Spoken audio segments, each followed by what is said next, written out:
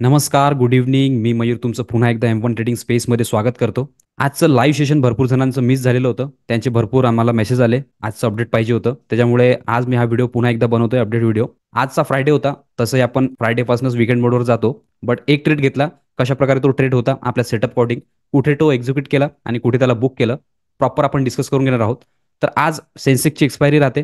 Friday आहे तर फ्रायडेला सेन्सेक्सची विकली expiry राहते. तर जनरली आपला जो फोकस असतो तो एक्सपायरी इंडेक्सवर असतो.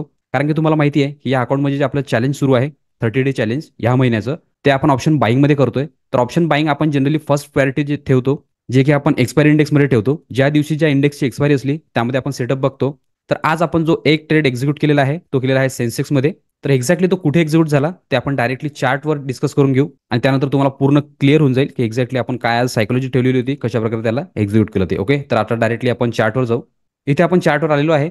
सेन्सेक्सचा चार्ट, मी इंडेक्सचा चार्ट ओपन करून घेतलेला आहे. इंडेक्सची ओपनिंग स्लाइटली गॅपअप होती, पीडेसच्या वर अशी गॅपअप होती. बट फर्स्ट कॅन्डल इंडिशन होती, कोणत्याही साईडला याचं डायरेक्शन नव्हतं, दोन्ही साईडला याला वीक होते. तर अशा कॅन्डलमध्ये आपण जनरली फर्स्ट कॅन्डलमध्ये एंट्री घेत नाही, थोडंसं वेट करतो, कारण की क्लॅरिटी नसते, डायरेक्शन नसतं. आपण जनरली जे ट्रेड करतो ते डायरेक्शनमध्ये करतो. तर डायरेक्शन इथे आलेलं नव्हतं, क्लॅरिटी नव्हती. इथे एक स्विंग करून वर गेला, तर इथे पण कन्फर्मेशन नव्हतं. सेन्सेक्स आणि निफ्टी हे जे दोघं इंडेक्स आहेत हे दोन्ही सेमच चालतात. ऑलमोस्ट 95% जे आहेत ते सेम चालतात.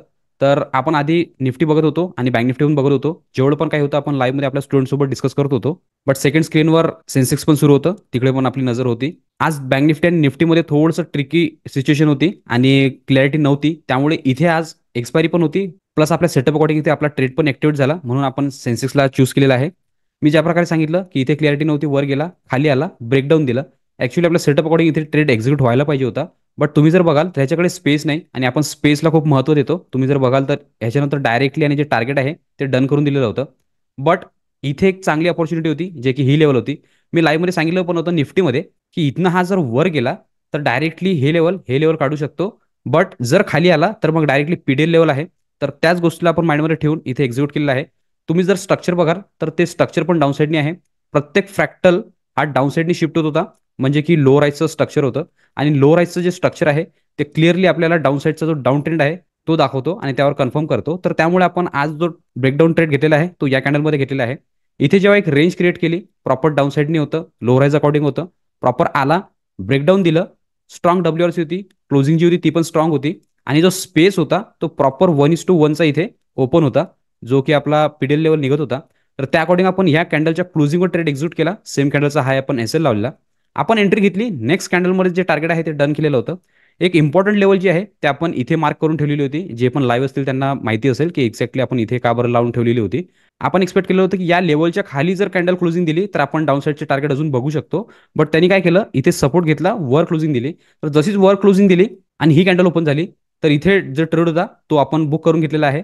कारण की जर तुम्ही बघाल तर काल पण आपला ट्रेड एक्झिक्यूट झालेला नव्हता सेटअप अकॉर्डिंग, आणि जरा काम पण होते, त्यामुळे मी व्हिडिओ पण बनवलेला नाही आहे अपडेटचा. आज फ्रायडे होता आणि फ्रायडेला जनरली आपण जेवढं मिळतं तेवढं घेऊन घेतो, कारण की जे फ्लक्च्युएशन राहतं मार्केटचं आणि ऑप्शन प्राइजेसचं ते जरा विअर्ड राहतं. त्यामुळे आपल्याला जेवढं मिळालं तेवढं आपण बुक केलेलं आहे.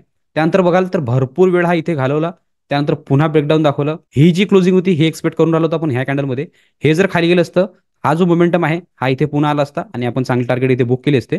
बट वर क्लोजिंग दिल्यामुळे आपण ह्यामध्ये बुक केलं आणि त्यानंतर ही जी मुवमेंट होती याला टोटली इग्नोर केलेलं आहे. हे टार्गेट डन केलं, पुन्हा एक रेंज क्रिएट केला, पुन्हा डब्ल्यूआरसी आली, जे टार्गेट होते ते पुन्हा या लेवलपर्यंत यांनी डन केले, पुन्हा व्होल्टिलिटी आली, पुन्हा खाली आलं. तर आजचा दिवस चांगलाच व्होल्टाईल होता. एक्स्ट्रीम लेवलवर वर जात होता, एक्स्ट्रीम लेवलवर खाली होत होतं. दोन्ही साईडचे एसएल होते ते ट्रिगर्ड होत होते. जे एक्सपर्ट असतील त्यांना माहिती असेल की अशा मार्केटमध्ये भरपूर पैसा बनतो. फक्त आपल्याला इमोशन कंट्रोल करावं लागतात, आपल्या माइंडला कंट्रोल करावं लागतं आणि आपल्या सेटअप अकॉर्डिंग जर ट्रेड घेतले तर प्रत्येक ट्रेडमध्ये आपण प्रॉफिट बुक करू शकतो. जे की एक्सपर्ट आहेत त्यांना माहिती आहे की एक्झॅक्टली आपण कोणत्या ट्रेडला व्हॅल्यू देतो, कोणत्या कॅन्डलला व्हॅल्यू देतो आणि एक्झॅक्ट लेवलवर कसं बुक करतो. तर सेटअप अकॉर्डिंग आज सेन्सेक्समध्ये आपला जो ट्रेड आहे तो एक्झिक्यूट केलेला होता आपण ह्या कॅन्डलमध्ये. या कॅन्डलमध्ये आपण एंट्री घेतली, या क्लोजिंगवर एस एल लावलेला इथे. जे आपलं टार्गेट होतं फर्स्ट ते होतं पीडीएल. याच्या खाली आपण क्लोजिंगचा वेट करत होतो, बट क्लोजिंग नाही आली. डायरेक्टमध्ये आपल्याला चांगले पॉईंट मिळाले. ऑलमोस्ट मला वाटतं 150 पॉईंटच्या जवळपास होते, बट आपण इथे 100 पॉईंटच्या जवळपास बुक केलेला आहे या क्लोजिंगवर. त्यानंतर ही तर टोटली साईडवेज होती. त्यानंतर आपण स्ट्रीम पण बंद केलेली होती, कारण की आपला रूल आहे फर्स्ट ट्रेडमध्ये जर आपला प्रॉफिट झालेला आहे तर आपण जनरली सेकंड ट्रेड घेत नाही, आणि तेच रूल आपण आज फॉलो केलं. त्यानंतर कोणत्या ट्रेड एक्झिक्यूट केलेलं नाही आहे. आज रेकॉर्ड करायला थोडं वेळ पण होत आहे, कारण की आज आपला लाईव्ह वेबिनार पण आहे. तर होप करतो आजच्या ट्रेडचं पूर्ण एक्सप्लेनेशन इथे क्लिअर झालेलं असेल. पुन्हा एकदा मी तुम्हाला जे ऑप्शन स्ट्राईक प्राईस आहे त्यावर घेऊन जातो की एक्झॅक्टली कुठे झाला आणि कशाप्रकारे त्यांनी मुवमेंट केली. तर आपला जो ट्रेड आपण एक्झिक्यूट केलेला आहे, स्ट्राईक प्राईस जी होती ती होती 77,300चा पुट होता. एक्झॅक्टली आपण या लेवल जवळ घेतलेला होता ह्या कॅन्डल क्लोजिंगवर. तर या लेवलपासून या लेवलपर्यंत जर तुम्ही कॅल्क्युलेट कराल तर ऑलमोस्ट 160 पॉईंटच्या जवळपास यांनी दिले. बट क्लोजिंग आपली या लेवलवर झाली तर ऑलमोस्ट 100-110 पॉईंटच्या जवळपास आपण बुक केलेला आहे. त्यानंतर जर तुम्ही रिट्रेसमेंट बघाल तर या लेवलपासून या लेवलपर्यंत रिट्रेसमेंट दिलेलं होतं आणि 200 पॉईंटचं. आणि आपण ऑप्शन बायर असल्यामुळे जेवढं पण चॅलेंजेस आपले ऑप्शन बाईंग साईडनी सुरू आहेत, त्यामध्ये तुम्हाला माहिती आहे की आपण मोमेंटम ट्रेड करतो. मोमेंटममध्ये जेवढं मिळतं तेवढं आपण बुक करतो, त्यानंतर पुन्हा हात टाकत नाही. तेच आपण केलं आणि हे एक्सपेक्टेडच होतं, कारण की प्रीमियमच त्या प्रकारे मुवमेंट करत होते. 200 पॉईंटचं रिट्रेसमेंट हे माइंडसेटला जरा खराब करतं, त्यामुळे आपण जेवढं मिळतं तेवढं बुक करतो. चांगली मोमेंटम दिली, पुन्हा ट्रिगर्ड केलं, पुन्हा वर गेलं. जर इथे आपण पुन्हा एकदा जर कॅल्क्युलेट करू तर ऑलमोस्ट या लेवलपासून या लेवलपर्यंत त्यांनी पुन्हा 350 पॉईंटची मोमेंटम दिली, पुन्हा रिट्रेसमेंट दाखवलं, ऑलमोस्ट दे लो लावला. त्यानंतर पुन्हा व्होल्टिलिटी आली, पुन्हा वर उचलण्यात आलं आणि ऑलमोस्ट 550 पॉईंटच्या जवळपास नेलं, पुन्हा डाऊन साईडला आणलं. तर एक्झॅक्टली प्रत्येक मूव्ह हे आपल्यासाठी नसते. आपल्याला जेवढं मिळतं त्यामध्ये सॅटिस्फाईड राहिलं पाहिजे, जे की मी पुन्हा पुन्हा लाईव्हमध्ये पण सांगतो. फर्स्ट ट्रेडमध्ये जर आपला चांगला प्रॉफिट झालेला आहे तर त्याला आपण घरी घेऊन जातो. तेच आपण केलं. प्रत्येक गोष्ट आपण लाईव्हमध्ये डिस्कस केलेली होती की कशाप्रकारे बँक निफ्टी ट्रेड करतोय, कशाप्रकारे निफ्टी ट्रेड करतोय आणि सेन्सेक्सला आपण का बरं महत्त्व दिलं, का बरं आपण सेन्सेक्समध्ये घेतलं आणि त्या दोन्ही इंडेक्सला का बरं आपण इग्नोर केलेलं आहे. तर इथे इंडेक्सवर आणि ऑप्शन स्ट्राईक प्राईसवर दोघांवर तुम्हाला समजलेलं असेल. आता एकदा पुन्हा आपण बघून घेऊ एक्झॅक्टली ऑर्डर बुकमध्ये कोणत्या टायमिंगला ट्रेड एक्झिक्यूट झालेले आहेत ते. ऑर्डर बुकमध्ये जर बघाल तर सेन्सेक्सचा जो ट्रेड आपण एक्झिक्यूट केलेला आहे तो केलेला आहे 10 वाजून 45 मिनिटांनी. तिथे मी सेन्सेक्सचा 77,300चा पी बाय केलेला, तो केलेला 198 मध्ये. आणि ह्याला लगेचच 5 मिनिटातच आपण बुक केलेला आहे, कारण की आपलं टार्गेट ऑलरेडी आलेलं होतं. तर जेवढं मिळालं त्यामध्ये आपण सॅटिस्फाईड होतो, कारण की आज फ्रायडे होता. तर हा जो ट्रेड आपण बुक केलेला आहे 5 मिनिटांनीच, जो की आपण बुक केलेला आहे 10 वाजून 50 मिनिटांनी, 77,300चा पी तो आपण बुक केलेला आहे 310 मध्ये. तर ऑलमोस्ट 110 पॉईंट इथे आपण बुक केलेले आहे. 110 पॉईंट कमी होत नाहीत, भरपूर जणांना माहिती आहे एक्झॅक्टली आपण कशाप्रकारे काम करतो, कशाप्रकारे आपण त्याला बुक करतो.